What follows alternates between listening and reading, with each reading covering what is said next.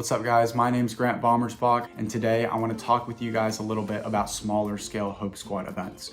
Small events can still have a really big impact, and it's important for Hope Squads to balance these smaller activities with some of these larger scale events. So why small events? Well, first, they're really easy to implement.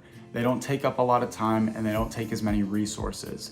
This means you can put them on at a higher frequency. You can do them more often throughout the school year, and they don't take as much planning as some of those larger events. Third, they yield really high student engagement. Because they don't take up a lot of time, you'll have a lot of students coming by wanting to participate in whatever activity it is that you're putting on. And finally, you can compile a lot of these smaller events to create and plan some of those larger events that we'll talk about later. What are some things that your Hope Squad can do? Well, first, shred your stress. Have students come by, write down something that's stressing them out, and they can put it through a paper shredder and leave that stress behind them.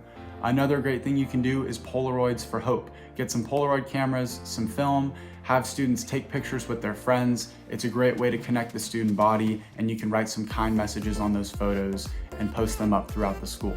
A third thing you can do is take a note, leave a note. Have students come by, write something kind for their peers, and they can receive a kind note that someone else wrote. Fourth, wear yellow, something really simple, but it's a Hope Squad color. It unites the student body under an important cause and brings attention towards suicide prevention. Finally is therapy dogs. It's a great thing to do during finals when students might be stressed. They can relax and hang out with some dogs.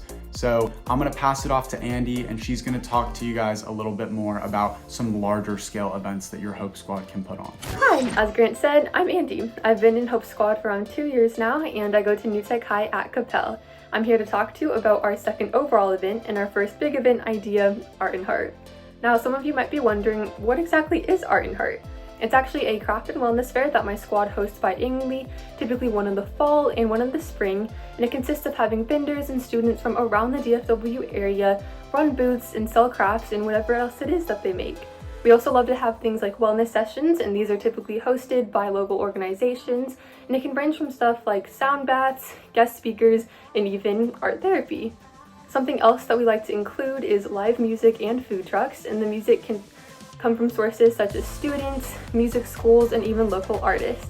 Something that our Hope Squad members actually run themselves is our info booth, and as the name states, we talk about what Hope Squad does, what our mission is, why we run this event, and then also any upcoming events that we have.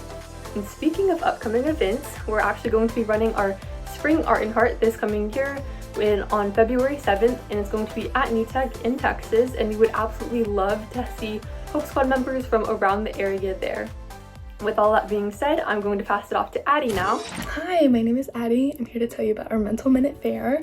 We put together our Mental Minute Fair at the end of the 2025 school year last year, as we wanted to send students off into the summer with the mindset to take care of themselves. Some ways we did this was we put together a bunch of fun activities so that way students could learn but also have fun at the same time.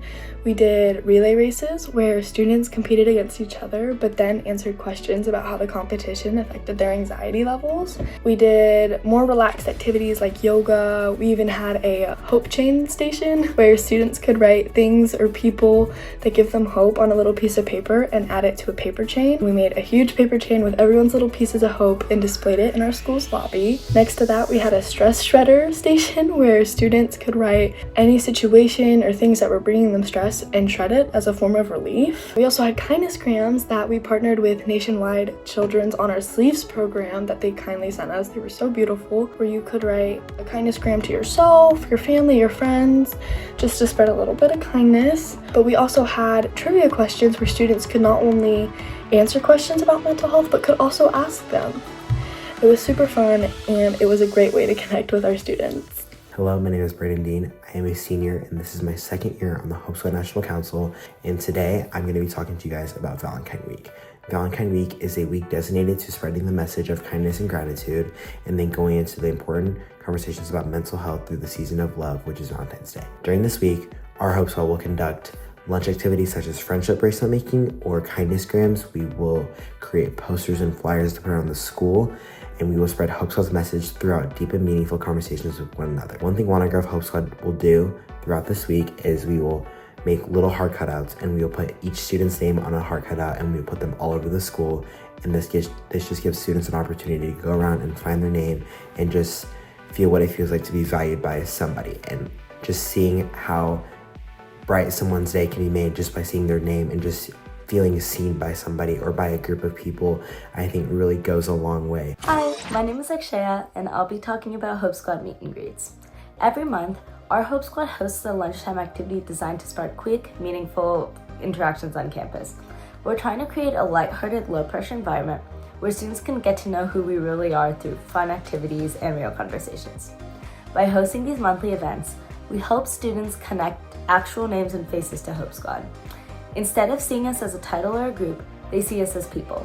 And because everything happens during lunch, even students who may not feel comfortable talking or stopping by still decide to stop by for a little craft or a game. These one-on-one interactions are small, but they still help go a long way in building visibility and trust on campus. Some of our most popular activities have included water bead stress balls, where students fill balloons with little water beads to make a personalized stress reliever. We've also hosted board game day, setting up tables at lunch where students can sit with members and play something simple while having a conversation.